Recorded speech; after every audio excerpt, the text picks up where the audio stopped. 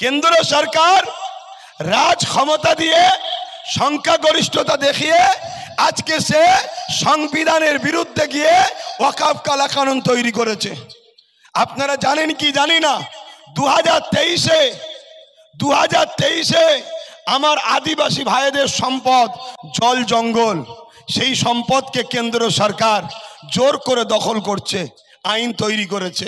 2025-এ ইসলাম ও মুসলমানদের সম্পদ ওয়াকফ। আগামী দিন দেওবত্ত সম্পত্তিতে হাত দেবে, আগামী দিন শিখ ভাইদের সম্পত্তিতে হাত দেবে, আগামী দিন খ্রিস্টানদের সম্পত্তিতে হাত দেবে।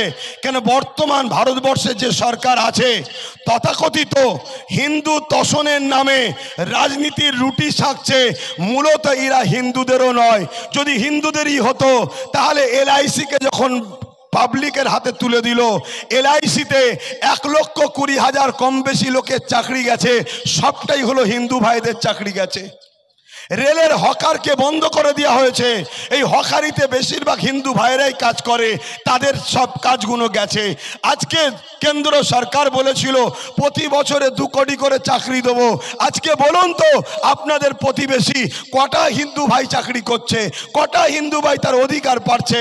আজকে আপনারা নিশ্চয়ই জানেন, আহমেদাবাদ স্টেডিয়াম যখন উদ্বোধন করতে গিয়ে ডোনাল্ড ট্রাম্পকে আনা হয়েছিল, তখন ডোনাল্ড ট্রাম্প যখন আসছে আহমেদাবাদে স্টেডিয়ামে যাবে, রাস্তার দুদিকে যত SC ST গরিব সম্প্রদায় হিন্দুদের বসবাস, তাদেরকে যাতে দেখতে না পায় তাই দুদিকে চট দিয়ে কেন্দ্র সরকার ঘিরে দিয়েছিল। কেন এরা গরিব, এদেরকে দেখতে ঘৃণা লাগছে। যারা গরিবকে ঘৃণা করে, যারা হিন্দু গরিবদের অপছন্দ করে, যারা হিন্দু ST SCদের অপছন্দ করে, সেই সরকার আজকে কেন্দ্র সরকার বসে রয়েছে। হয়তো আমার অমুসলিম ভাইরা মনে করবে মুসলমানদের ওয়াকফ গেছে, মুসলমানরা চিল্লাবে। শুনে রেখে দেন, মুসলমানদের ওয়াকফের শুধু ব্যাপার নয়, সংবিধানের ওপরে হাত দিয়েছে কেন্দ্র সরকার। সংবিধান বাঁচাবার জন্য এক হতে হবে। কিন্তু এই কথাটা আপনাদের ঘরে প্রথম তো আমাদের শিখাতে হবে। কেন আপনাদের ঘরে যদি আমরা ট্রেনিং না দিই, আর আমরা যদি সব ধর্মের মানুষ এক জায়গায় চলে যায়, ওর মধ্যে 2-4টে বিস্ফোরককে ঢুকিয়ে দিয়ে কেন্দ্র সরকার অশান্তি লাগিয়ে দেবে, লাগিয়ে দিয়ে মজার রুটি সেকে নেবে। তাই আপনাদের ঘরে প্রথম আমরা গ্রামগঞ্জে শিক্ষা দিবার জন্য, সজাগ করাবার জন্য, জানাবার জন্য এসেছি ওয়াকফটা কি, কি বলে, এই বিষয়ে কেন আন্দোলন করতে হবে। পাশাপাশি এইগুলো হয়ে যাবার পর তারপরে আমরা শহরতলিতে যাব, তারপরে যাব আমরা শহরে, তারপরে আমরা যাব কলিকাতার রাজধানী, পশ্চিম বাংলার রাজধানী কলিকাতাতে। তারপরে পুরো দেশে আন্দোলন চলছে, সবাই ঐক্য হয়ে প্রয়োজন হয় আমরা দিল্লিমুখী কৃষক বন্ধুদের মতো রওনা দেব, দিল্লিমুখী হব। একটা স্টেট থেকে 1,50,00,000, 1.5 কোটি, 2 কোটি করে মানুষ র্যালি শুরু হবে। একটাই লক্ষ্য, দিল্লি যাব, জালিম হুকুমতকে গদি থেকে নামাবার পর ফিরে আসব। এই টার্গেটেই তো আমরা সংগঠিত হচ্ছি। কিন্তু আপনারা যদি সেই ঐক্য, সেই মজবুতি, সেই যদি টার্গেট আপনাদের না থাকে, তাহলে আপনাদের নিয়ে আমাদের সময় নষ্ট করে লড়াই করব কি করে? বলুন, কথাই কি কেউ কষ্ট পাচ্ছে? তাহলে আমি খুব সামান্য সময় এই ওয়াকফ কালা কানুনের মধ্যে কি আইন করেছে একটু আপনাদের শোনাতে চাইছি। আমি তো উঠবো বলেছিলাম 4:05 এসেছিলাম, কিন্তু প্রোগ্রাম চালাতে গিয়ে একটু দেরি হয়েছে। কেন আমার আবার এখান থেকে গিয়ে আর এক জায়গায় আমার ধর্মসভা আছে, সেখানে যেতে হবে, সেখানে গিয়ে আলোচনা করতে হবে। তাই এই সামান্য সময়ে প্রথমে একটু পহেলগাম নিয়ে বলি। কি আপনাদের ধৈর্য আছে? শুনতে চান? কারা শুনতে চান একটু হাত তুলে দেখান। শুনতে চান আপনারা? তাহলে প্রথম নম্বর হলো পহেলগাম, যে বর্বরোচিত হামলা হয়েছে। 300 কিলোমিটার যে জায়গায় হামলা হয়েছে, খুব ভালো করে শুনবেন। আমার SC ST হিন্দু ভাইদের সঙ্গেও বন্ধুত্ব করে আছে তো, বন্ধুত্ব নাকি না ডিফারেন্স? মানুষ যদি মানুষের সঙ্গে বন্ধুত্ব না করে তা কার সাথে করবেন? মনুষ্যত্ব হলো একে অপরে মিলেমিশে থাকা, মিলেমিশে থাকবেন। আপনারা ওই ভাটপাড়ার ভাঁড়ের মতো বলবেন না। ভাটপাড়ায় একটা ভাঁড় বেরিয়েছে, জানেন তো নাকি? সে বলছে মুসলমানের দোকান থেকে পাংচার ছাড়াবে না, মুসলমানের দোকানে খাবে না। ওরে ভাঁড়, একবার বল না যে মুসলমানদের তেল গ্যাস লোবো না। যেন তেল গ্যাস তো সব মুসলিম দেশ থেকে আসে, একবার বল। তার বেলায় বলবে না। এরা সব রাজনীতির জন্য এত নিচুই নেমে গেছে, অথচ এরাই গোপনে গোপনে সব মুসলমানদের সঙ্গে বন্ধুত্ব করে রেখেছে। আর এদের যত বড় বড় ওপরে যাবেন, এদের সব বড় বড় ওপরের জামাই সব মুসলমান, জানেন তো নাকি? কেন্দ্র সরকারের যারা বড় বড় পদে বসে আছে, ওদের বাড়ির সব জামাই আবার মুসলমান। খবর টবর রাখেন আপনারা? একটু খবর রাখবেন। তো যাক, আমি যে কথা বলছিলাম, যে জায়গায় হামলা হয়েছিল পহেলগাম, সেই জায়গা থেকে বর্ডার হলো 300 কিলোমিটার। কোনো গাড়ি টাড়ির যাতায়াতের ব্যবস্থা নাই, শুধু পাহাড় আর বালি, পাহাড় আর বালি, পাথর ভর্তি। 300 কিলোমিটার দূর থেকে কিছু আতঙ্কবাদী পাকিস্তান থেকে এসে আমার ভারতীয়দের ঘরে ধর্ম জিজ্ঞেস করে করে গুলি করে করে মারলো। আবার 300 কিলোমিটার পার হয়ে পাকিস্তানে চলে গেল। আমার দেশের চৌকিদার কি নাকে তেল দিয়ে ঘুমোচ্ছিল? এটা কি নাটক নয়? আপনাদের কি মনে হচ্ছে নাটক নয়? কেউ একজন বলেছিল, কলিকাতার হাইকোর্টের একজন আইনজীবী, শুনেছিলাম, নামটাই বলে দিচ্ছি, বিকাশ দা, তিনি বলেছিলেন বিহারের ভোট মিটে গেলে পহেলগাম সব মুছে যাবে। কথাটা কিন্তু আজকে বাস্তব। বিহার ভোট ইস্যু, পহেলগাম হামলা, ভাবতে হবে। কেউ কেউ তো বলছে যেই কামড়াচ্ছে সেই আবার উজা হয়ে ঝাড়ছে, শুনছেন তো নাকি? তাহলে আমার দেশ কোথায়, কার হাতে আছে, কোন দিকে যাচ্ছে? আমার দেশে 26 জন কোন ধর্মের মানুষ পরের কথা, এরপরেও যখন ধর্ম নিয়ে কথা ওঠে, আমার দেশে 26 জন হিন্দু ভাই মারা গেল। শুধু 26 জন মারা যায়নি, আমার দেশের ওই 26 জনের পরিবার, তার সন্তানেরা, আজকে তাদেরকে গভর্নমেন্ট দেখার সময় থাকবে না, সবাই আজকে বিপদে। এর পরের প্রশ্ন হলো 300 কিলোমিটার দূর থেকে এসে গুলি করছে, ধর্ম জিজ্ঞেস করে করে এতক্ষণ সময় পাচ্ছে কি করে, আবার ফিরে চলে যাচ্ছে। সেই যারা গুলি করেছে এখনো তাদেরকে বন্দি করা হয়নি কেন? তাদেরকে এখনো অ্যারেস্ট করা হয়নি কেন? তাদেরকে এখনো শাস্তি দেওয়া হলো না কেন? এই জবাবটা কেন্দ্র সরকার এবং তার যারা লোক আছে এদের কাছে কৈফিয়ত নেবার দরকার আছে না নাই? এই কথা বললেই তো বলবে রাজনীতি হচ্ছে। বলুন, রাজনীতি ছাড়া আছে কি সমাজে? রাজনীতি ছাড়া সমাজে আছে কি? মসজিদ রাজনীতির মধ্যে ঢুকে গেছে, মাদ্রাসা রাজনীতিতে ঢুকে গেছে, মন্দির রাজনীতিতে ঢুকে গেছে, কবরস্থান রাজনীতি ঢুকে গেছে। আবার আমার রাজ্য সরকার এত মুসলমানদের দরদি, দীঘাতে 300 কোটি টাকা দিয়ে জগন্নাথ মন্দির তৈরি করেছে, এত আমাদেরকে ভালোবাসে। আমাদেরই তো সরকার না, মুসলমানদের তো সরকার, তাই মন্দিরটা করেছে হিন্দু ভাইদের। প্রসাদটা একটু না পাঠালে হয়, তাই আমাদের বাড়ি বাড়ি দিয়ে পাঠাচ্ছে। মসজিদের উলামাগুলো, ইমামগুলো খাবে তো নাকি? হুজুররা একটু চাটবে তো নাকি? কটা কষ্ট হচ্ছে। যদি আমাদেরই দরদি হয় তাহলে তো বলা দরকার যে ওখানে আপনি 300 কোটি টাকা দিয়ে খরচ করেছেন, ঠিক আছে, আপনি সবার সরকার ওদের জন্য করেছেন, করুন, কিন্তু আদিবাসীদের জন্য কই? মতুয়াদের জন্য কই? কি বলে আমাদের হরিচাঁদ ঠাকুর, গুরুচাঁদ ঠাকুরের নামে একটা তীর্থভূমি করা হোক না ওখানে, সেখানে মতুয়া ভাইয়েরা যাবে, তাদের যারা বিশ্বাস সেই বিশ্বাসে তারা তাদের ধর্মীয় কাজ করবে। শিখ ভাইদের জন্য কই? পাঞ্জাবিদের জন্য কই? আর আমরা যে 100-র মধ্যে 95টা তোমার সাথে ছিলাম, আমাদের জন্য 200 কোটি টাকা খরচ করে একটা করা দরকার আছে না নাই? কি গো, বলবেন তো আমি ভুল বলছি?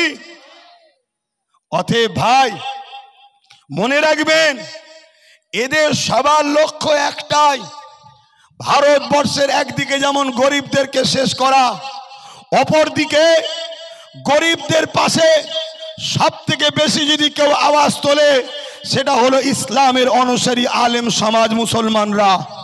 তাই এরা ইসলামের সেন্টার মসজিদগুলোকে, মাদ্রাসাগুলোকে, কবরস্থানগুলোকে, খানকাগুলোকে, ঈদগাহগুলোকে মিটিয়ে দিবার চেষ্টা করছে। তাই দীর্ঘদিন ৭৭ বছর দেশ স্বাধীন হয়েছে, ৭৭ বছর ধরেই আমাদের মসজিদের সম্পদ, আমাদের কবরস্থান, ঈদগাহ, খানকা, অর্থ ওয়াকাফ সম্পদ ৭৭ বছর ধরেই কিন্তু প্রকৃত যারা গরিব তারা কিন্তু পাচ্ছে না, সবটাই লুটে পুটে খাওয়া হচ্ছে। কখনো এ দাদার লোক খায়, কখনো ও দিদির লোক খায়, কখনো এ দাদার লোক খায়, কখনো ওই দিদির লোক খায়। সারা জীবন কিন্তু আমাদের সম্পদকে লুটে খাওয়া হচ্ছে, প্রকৃত গরিব কিন্তু পাচ্ছে না।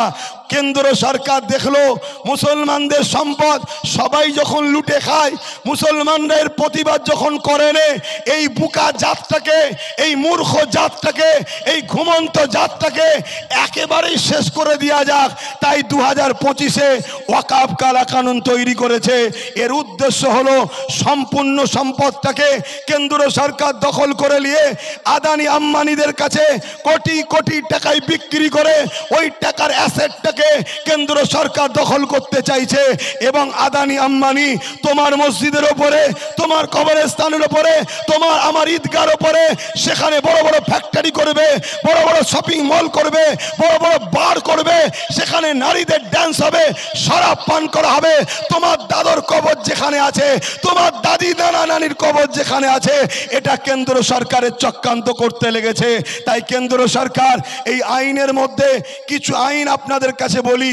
নাম্বার 1, কেন্দ্র সরকার বলতে লেগেছে যে ওয়াকাফ তোমাদের যদি হয় তার কাগজ তোমরা অনলাইনে সাবমিট করো, প্রমাণ করো। শুনছেন? কেন? কেন্দ্র সরকার জানে মুসলমানদের জবানের কথাটাই হলো সব থেকে বড় জিনিস। আজকে না থাকলেও আপনার বাপ দাদুদের পিরিয়ড পর্যন্ত ছিল। আপনি আপনার ঘরের দাদুর কথাই জিজ্ঞেস করে দেখবেন, আপনার দাদুর জবানের কথাটা সিগনেচার সই টিপ থেকেও অনেক পাওয়ারফুল ছিল। জবান যেটা দিয়ে দিয়েছি। এখন আমাদের জবানের হয়তো দাম আর নাও থাকতে পারে, সেটা ভিন্ন বিষয়। তা কেন্দ্র সরকার জানে মুসলমানদের যত ওয়াকাফ আছে, যত কবরস্থান আছে, যত ঈদগাহ আছে, যত খানকা আছে, সবটা মৌখিক দান। এই জায়গাটা মসজিদকে দিয়ে দিলাম, এই জায়গাটা কবরস্থানকে দিয়ে দিলাম, এই জায়গাটা ঈদগাহকে দিয়ে দিলাম, এই জায়গাটা খানকার জন্য দিয়ে দিলাম। বেশিরভাগ সব মৌখিক দান। বুঝতে পারছেন তো নাকি? তা মৌখিক যখন দান, তাহলে কাগজ আছে কি? কাগজ যখন নাই, তাহলে ওই জায়গা তুমি পোর্টালে আর সাবমিট করতে পারছো না। কেন্দ্র সরকার সেই জায়গাগুলোকে দখল করতে চাইছে। এর পিছনে আর একটা ভয়ানক রহস্য আছে। সেই রহস্যটা এত আন্দোলন হয়, কোনো বন্ধু কেন বলছেন আমি বুঝতে পারছি না, তবে আমি কিন্তু প্রতিটা জায়গায় বলি, আপনাদেরকেও বলছি। এর পিছনে একটা ভয়ানক রহস্য হলো এটাই, ভারতবর্ষের মুসলমানদের ঘরে ভারতবর্ষ থেকে বিতাড়িত করার একটা ভয়ানক ষড়যন্ত্র কেন্দ্র সরকার করতে চাইছে। সেই ষড়যন্ত্রের একটা ধাপ হলো মুসলমানদের ঐতিহ্যের মসজিদ, মাদ্রাসা, কবরস্থানকে শেষ করে দেওয়া। যদি বলেন এর মধ্যে কি চাল আছে, খুব ভালো করে শোনেন। যতগুলো মসজিদ, মাদ্রাসা, কবরস্থান, ঈদগাহ আমাদের কাগজপত্র আছে, সেই মসজিদ, মাদ্রাসা, কবরস্থান, ঈদগাহর বয়স খুব জোর হলে 60 থেকে 65-70 বছর হবে। তার আগের যা আছে সব মৌখিক দান। শুনছেন তো নাকি? আর মৌখিক দানটা আমার দেশের আইনে বৈধ। আজকের দিনেও সুপ্রিম কোর্টে মৌখিক দান হিবা করা চলবে, সুপ্রিম কোর্টে আছে আইন। তাহলে যে মসজিদ, মাদ্রাসার কাগজপত্র আছে তার বয়স হলো 60-70 বছর। আর যেগুলো তার আগেকারের কাগজ নাই, সেগুলোকে সব নিশ্চিহ্ন করে দিবার পর আপনাকে বলবে আপনি বাংলা বলেন, আপনি বাংলাদেশ থেকে এসেছেন, আপনি হিন্দি বলেন, আপনি কি বলে পাকিস্তান থেকে এসেছেন, এদেশে আপনাদের কোনো অস্তিত্ব নয়। আপনি বলবেন আরে আমি হাজার হাজার বছর ধরে আছি, তখন বলবে হাজার হাজার বছর যদি থাকে তো মুসলমান আছো মসজিদ কই, মুসলমান আছো কবরস্থান কই, মুসলমান আছো খানকা কই, মুসলমান আছো ঈদগাহ কই? আপনি দেখাবেন ওই 70 বছরের মসজিদ, তার আগের গুলো তো সব ভেঙে দিয়েছে, তার আগের গুলো তো মুছে দিয়েছে, আপনি দেখাতে পারবেন না। অতএব কেরলে একটা মসজিদ আছে, মসজিদটার নাম চিরামান মসজিদ, যার বয়স হলো 1450 বছর। হযরত প্রফেট মুহাম্মদ সাল্লাল্লাহু আলাইহি সাল্লাম যখন আকাশের চাঁদকে দুটুকরো করছিলেন জমিনের উপরে দাঁড়িয়ে আঙ্গুলের ইশারা দিয়ে, আপনারা সবাই জানেন ওই চাঁদ যখন দুটুকরো হচ্ছিল, কেরলের তখন বাদশা ছিল চিরামান, সে তখন তার কেরলে বসে বসে আকাশের চাঁদ দুটুকরো দেখে বড় ঘাবড়ে যায়। পরে যখন হযরত আব্দুল্লাহ যখন ব্যবসার জন্য কেরলে আসে, তিনাকে জিজ্ঞাসা করা হয় এই চাঁদ দুটুকরো বিষয়ে তোমরা কিছু বলতে পারবে, কেন তোমরা তো আসমানের কিতাবের জ্ঞান রাখো। হযরত আব্দুল্লাহ বলেছিলেন এটা হযরত প্রফেট মুহাম্মদ সাল্লাল্লাহু আলাইহি ওয়াসাল্লামকে একজন জাদুকর পরীক্ষা করতে চেয়েছিলেন, তাই তিনি আগুন দিয়ে আকাশে চাঁদ দুটুকরো করে দেখিয়েছিলেন। এই কথা শুনে কেরলের রাজা চিরামান সঙ্গে সঙ্গে মক্কার দিকে রওনা দিলেন, জাহাজে করে পানি পার হলেন, যাবার পর আমার নবীর কদমে গিয়ে ইমানের কলেমা পড়ে ইসলাম কবুল করে ওই কেরলেতে একটা মসজিদ তৈরি হয়েছিল। সেই মসজিদটার নাম হলো মসজিদে চিরামান। 1400 বছর ধরে, অর্থাৎ এই 1400 বছরের মসজিদ প্রমাণ দিচ্ছে কেরলে ভারতে 1400 বছর ধরে মুসলমান আছে। আমার বাংলাতে মালদায় একটা মসজিদ আছে যে মসজিদের 700 বছর বয়স। আমার ভারতবর্ষে গুজরাটে একটা মসজিদ আছে 1300 বছর ধরে বয়স। আমার বাংলার কলিকাতায় একটা মসজিদ আছে 300 বছর বয়স। কলিকাতার মাদ্রাসার বয়স 100 বছরের উপরে। এইভাবে আমাদের ঐতিহাসিক মসজিদ মাদ্রাসা কবরস্থান প্রমাণ দিচ্ছে এই ভারতবর্ষে মুসলমান কোন দেশ থেকে নতুন আসেনি। এখানে আমাদের মসজিদ, এখানে আমাদের কবরস্থান, এখানে আমাদের বসবাস ছিল। সেইটাকে শেষ করার জন্য কেন্দ্র সরকার এই চালটা চলেছে। অতএব আমাদের জীবনের শেষ নিঃশ্বাস পর্যন্ত কেন্দ্র সরকারের এই কালা কানুনকে বাতিল করার জন্য আমাদেরকে লড়াই করতে হবে। যদি এই কালা কানুনকে বাতিল করতে না পারি, মুসলমান তোমাদের কাছে দুটো রাস্তা আছে, হয় এদের গোলাম হয়ে ইসলাম ছেড়ে গোলাম হয়ে দাস দাসী হয়ে এদের কাছে তোমাদের বেটিদেরকে রাখেল বানিয়ে থাকতে হবে, আর নচেত এদের হাতে তোমাদেরকে মরতে হবে। তৃতীয় কোনো অপশন নাই। আমার কথা মাইকে বুঝতে পারছেন আপনারা? আমি আমার জন্য চিল্লাতে আসিনি, আমি আমার জন্য আপনাদের কাছে এসে কথা বলতে আসিনি। আমি এসেছি আপনাদেরকে বাঁচাবার চেষ্টাই বুঝাতে এসেছি। কিন্তু আপনাদেরও তো সেই দরদ থাকা দরকার, সেই এনার্জি থাকা দরকার। আপনারা ভাবছেন আমরা এত আছি, আপনারা এত আছেন, মনে রাখবেন রাজ পাওয়ার এত ক্ষমতার জিনিস। আপনাকে কি ভাবছেন একদিনই সবাইকে মারবে নাকি? এই যে আমার আগে ভাই বলছিলেন একটা আইন আসছে, ইউনিফর্ম সিভিল কোড। এই ইউনিফর্ম সিভিল কোডে শুধু মুসলমান বিপদে পড়বে না, মতুয়া ভাইদের যে ধর্ম বিশ্বাস, হরিচাঁদ ঠাকুর গুরুচাঁদ ঠাকুরকে সেই ধর্মের